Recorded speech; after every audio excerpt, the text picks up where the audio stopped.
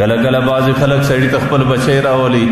حضرت ته زما بچی ته دعا وکړه چې زما بچی ته الله تعالی هدایت وکړي، لیکن د هغې د بچي معلومات چې وکړي، هغې شپه ورځ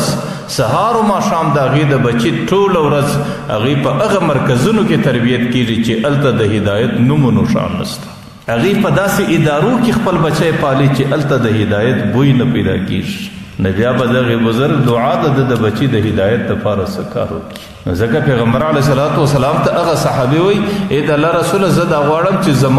زما ملګرتیا ستا سره په جنت کې سي. نو پیغمبر علیه صلات وسلام ورته وایي تنها زما دعا کار نه کوي،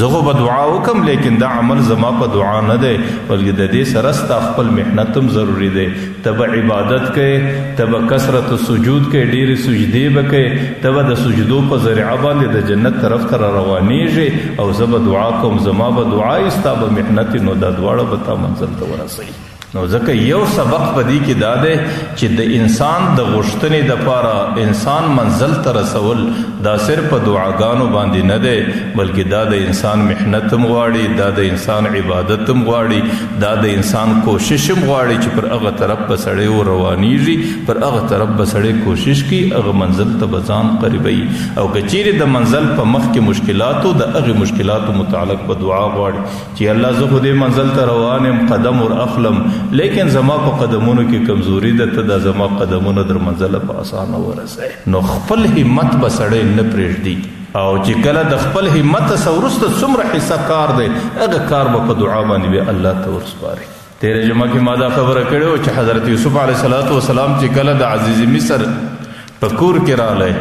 او هغه زنانې د خپلې غوښتنې دپاره دی په مختلفو کوټو باندې ننیستی، او هغه کوټې هغې ټولې د دننه خواصه ورته کلف کې، او په اوو کوټو دننه کې هغه زنانې د حضرت یوسف علیه صلات وسلام څخه د خپلې غوښتنې او د خپلې مطالبې اظهار وکړي چې زما غوښتنه او زما مطالبه به راپوره کړي. حضرت یوسف علیه صلات وسلام چې چت ته ګوري لوړ چت دی، چې لاندې ګوري فرش دی،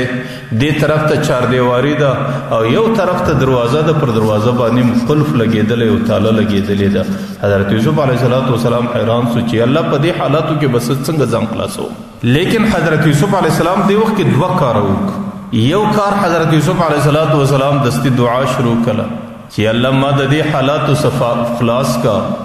که چیرې زه دې حالاتو ته ورسېږم نو واکم من الجاهلین، یا الله زه د نبوت د خاندان یو بچی یم، داسې نه چې په قیامت کې په جاهلانو کې راپورته سم. او صرف پر دعا باندې حضرت یوسف علیه السلام کفایت نه کوي،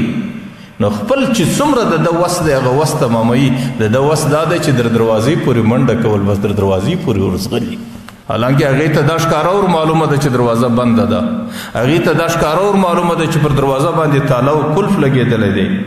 لیکن هغې د خپل حصې کار کوي چې د ده په وس کې څومره دی خپل وس کوي.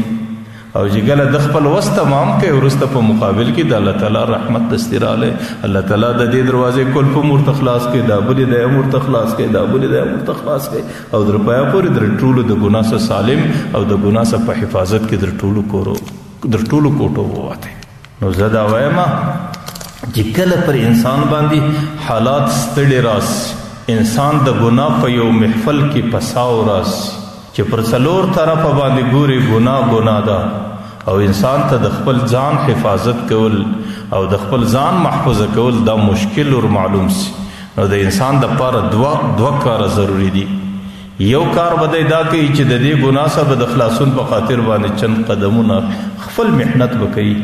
او که چیرې د خپل محنت کولو څخه وروسته بیا به دی غوښتنه د الله تعالی څخه کوي، دعا به کوي چې الله زما په وس کې دومره کار دی، زه خپل وس تماموم. لیکن د دې څخه وروسته چې کوم کار دی او د دې ترتیب چې کومه حصه ده الله هغه حصه ستا په قدرت کې ده، هغه حصې کار به ته رالکې چې کله دی د خپلې حصې کار وکړي الله تعالی د خپلې حصې کار په ډېره ښه طریقه ورلکوي.